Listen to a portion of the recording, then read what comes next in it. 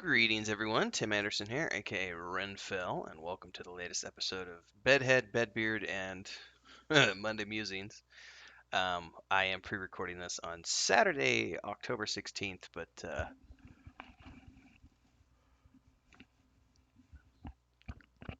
should just put a hat on. It's all good. Where are we?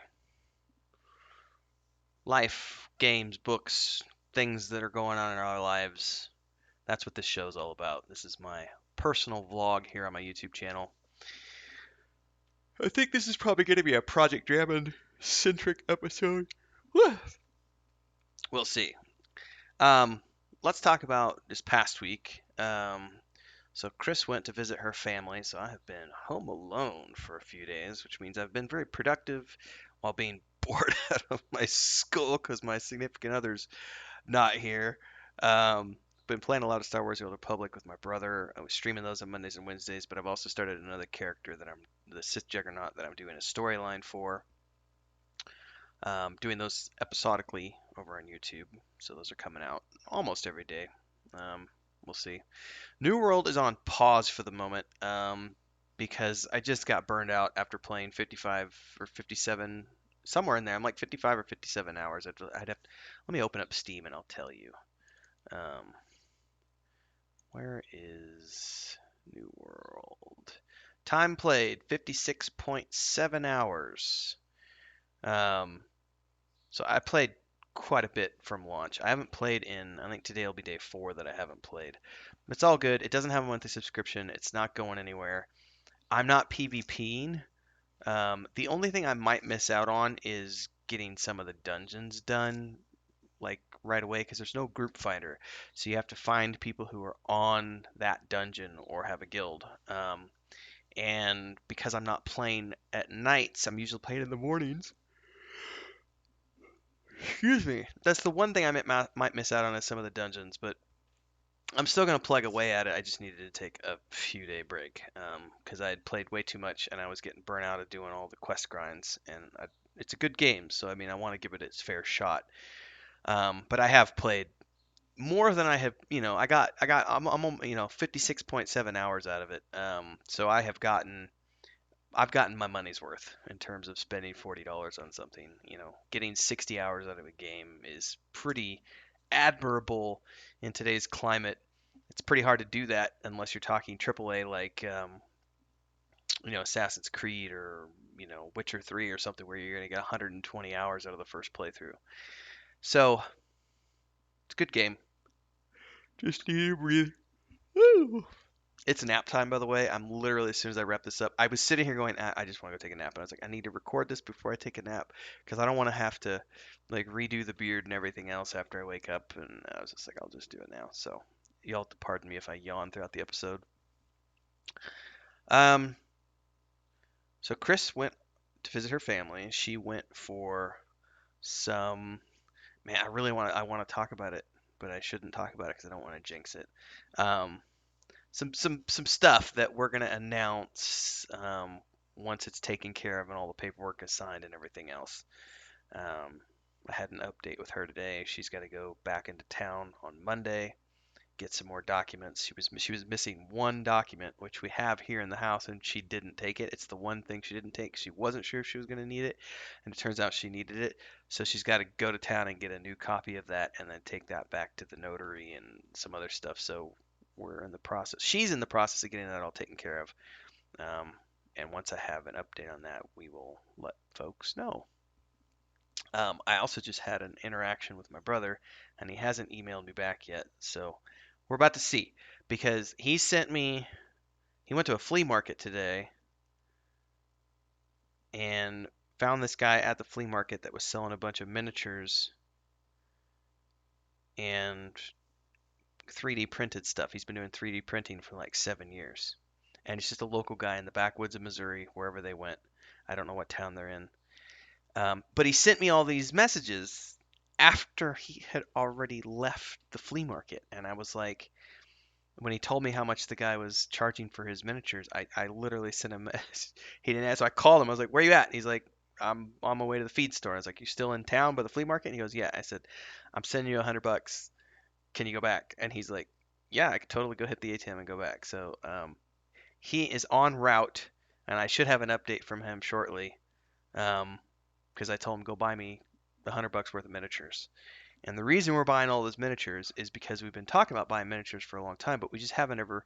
We've been debating whether or not to invest in our own 3D printer or not because we know that we want to do miniatures for Project Dramond, and we've wanted to include miniatures as part of the tiers on Patreon for a long time. But just finding the right place that can do it for an affordable amount of money is the most important thing. Was always our conundrum of looking at that going, well, that's not really that affordable.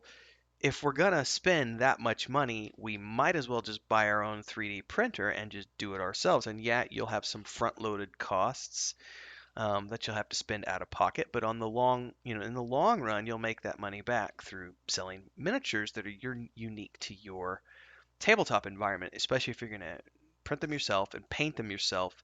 Um, you can charge a base price for the unpainted ones, and then of course, Chris, myself, or my brother painting the miniatures. My little 6-year-old nephew loves to paint.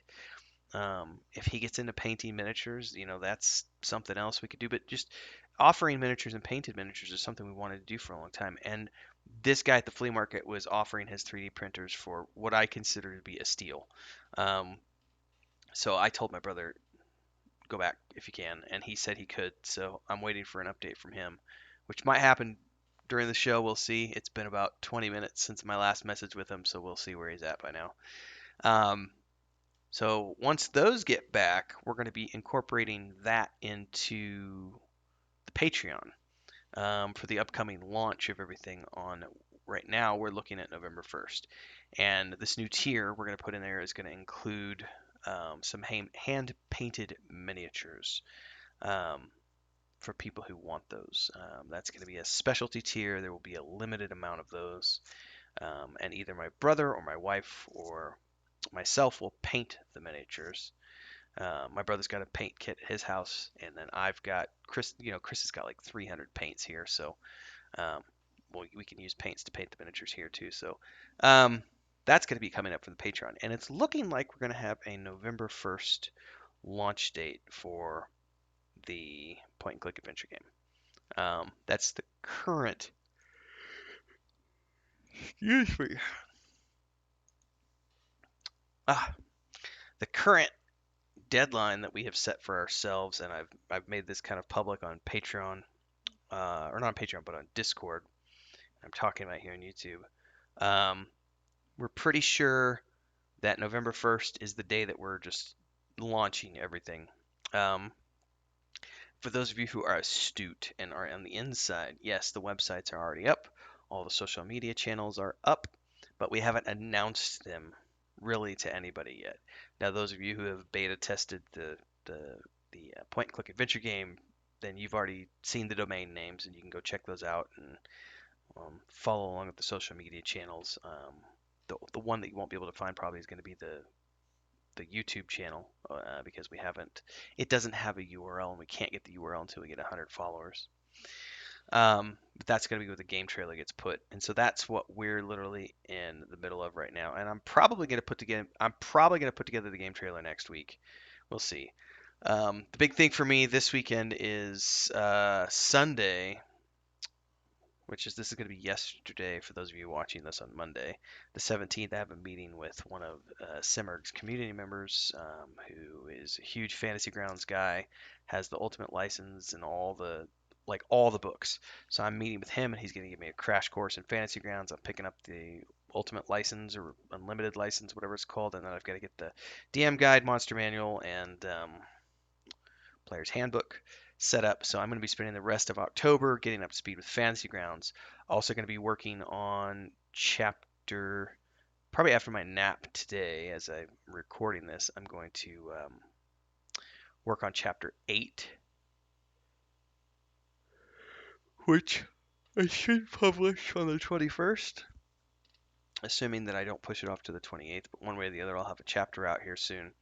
Work on the module has been minimal the last week or so because I have been spending all of my time So on the 11th, which was last Monday, we had the meeting with our lawyer. We finalized all the paperwork, signed all the documents that we needed to get signed. Um, and then all of this past week was me getting websites up and going, newsletters up and going, all the banners done, all the icons done, getting the manual for the point and click adventure game done, going through 2 Q&A builds to get the beta build out to the backers, which went out on Saturday morning, the 16th. So this past week was just all about the adventure game, the websites, the newsletter, and prepping everything for the launch on November 1st. Um, and there's still a bit that has to be done, but we're in a good place now. We're basically 2 weeks ahead of that date, and the build is pretty much final. I think the only thing we have left to do is get the intro icons and like the intro video or fade in, get that into the game, um, so that when you load the game for the first time, you see our icons, and then it fades to the text, and then fades in as you load into the game. That's the only thing we have left to do is get that in there. Otherwise, the demo is ready to go as is right now. Um, Getting feedback from beta testers this afternoon here or late this morning. I haven't seen anybody come up across any bugs yet, so or at least nothing that we don't know about. There's one little thing that is loading into a scene and we don't want it to load into that scene, so we've got to get rid of that. But other than that, it's like I said, I did 2 Q&A builds with my brother this past week, and that was the last two we've got done. So we did 4 QA builds and managed to knock out all the bugs we possibly could, and then the rest is going to be up to the masses when we open this thing up on November 1st. So stay tuned, please be staying tuned for that because November 1st is when we will drop everything. Um, we're going to be changing the name of the Discord. We're going to be changing the name of the Patreon. We're going to be making an announcement, launching the game trailer on the new YouTube channel, and then promoting that across all the social media channels and then in Discord and reminding everybody to follow along. Got a lot going on, and we're looking forward to that. And then we're going to be releasing that into the masses and free demo for everybody. So stay tuned for all that. Um, Shows. Am I watching anything? Oh, I am watching the second season. I think it's called Another Life with Katie Sackhoff. It's a sci-fi show. It's okay. It's not that great. Second season just started recently, like within the last week, so I'm in the middle of rewatching that now. I've watched a few movies since Cris has been gone. Nothing spectacular. I am halfway through. I think I'm at chapter 46 of A Hero of Ages, and it's got like 80 plus chapters, so I'm halfway-ish.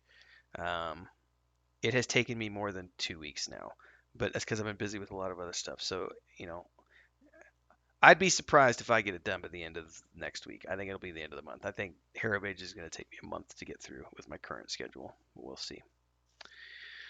Um, Objective here is just to work, like I said, chapter work for Project Dramond. I got to get chapter 8 written and out. Then I should be able to turn right around and go back to module work because the websites are done at this point. The only thing I have left to do is the Patreon page, which I will work on the 30th and the 31st for that first launch. So I'll be working over the weekend on that. So my objective is once I get chapter 8 written is just spend the next 10 days or so working on the module. I've got the first half done. Well, the first 3 sections. Anyway, I got to write sections 4, 5, and 6 and flesh out section 2 quite a bit more. I mean, there's a lot of work that needs to be done. I'm not halfway through with the book. I'm just halfway through with the sections in their rough draft format.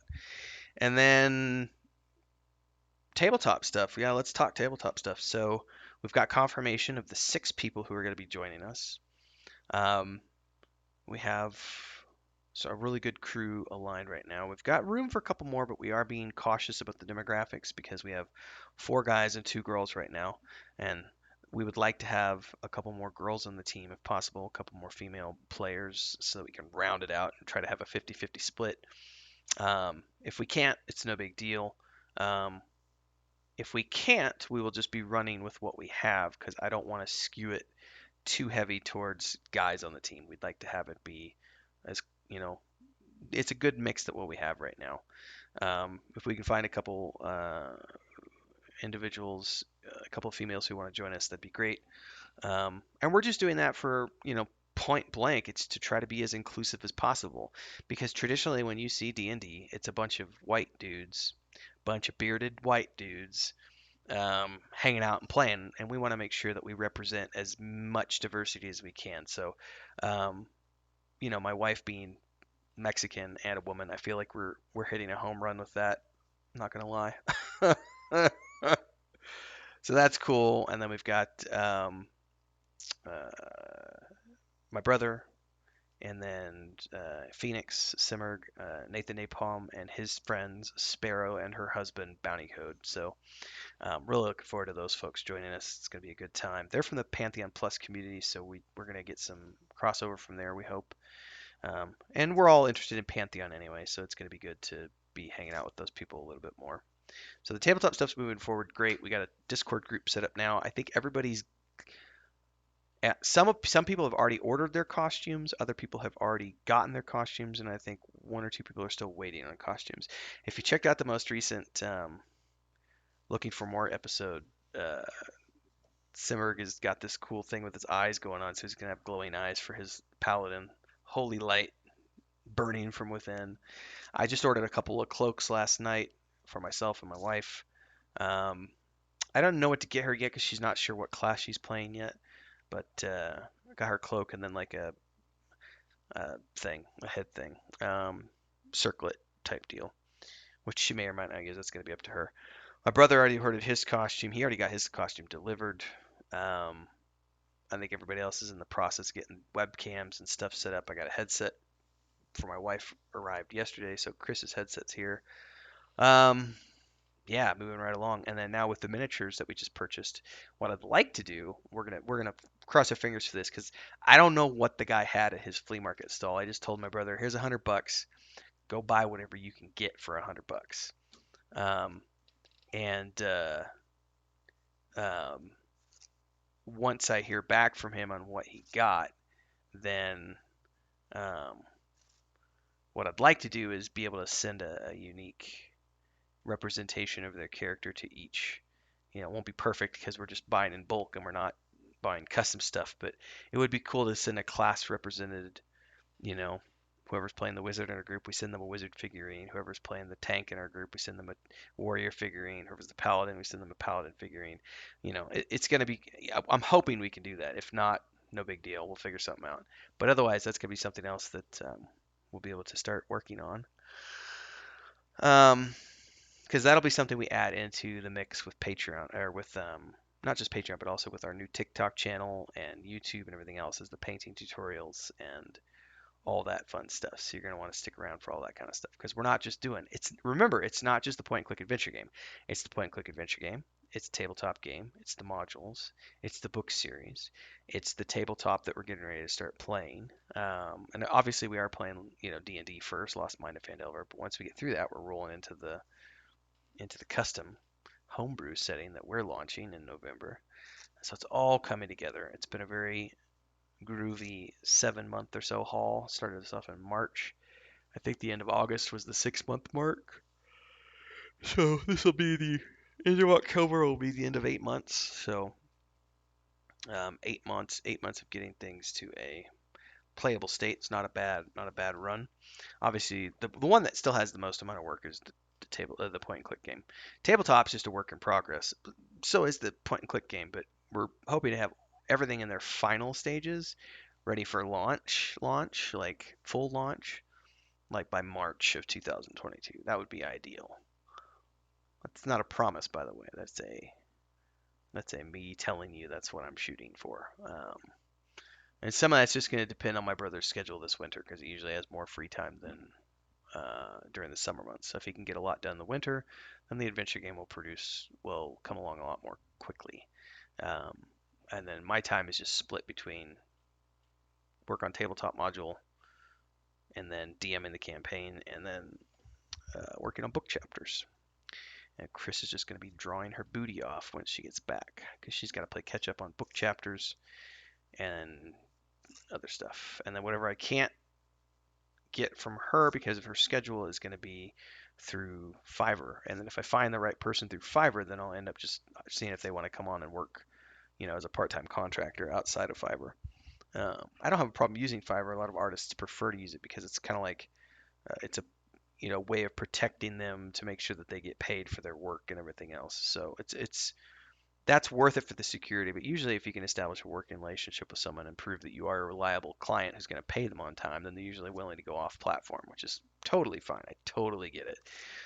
Way back in the day as a freelancer, I used to use, I think it's called Upwork now. It used to be called Elance, I think. Um, and then there was freelancer.com. There was a handful of websites I used to use back in the day. And I only got about 30 or 40% of my work through those websites. But, I found several long-term clients through those websites who started off as project-based clients. And then once I did a couple projects for them and they proved that they were going to be able to pay me and everything else, then I was willing to go off the platform with them. Um, but still, always get at least 50% upfront, and establish milestones for payments because don't be stupid in the freelance world.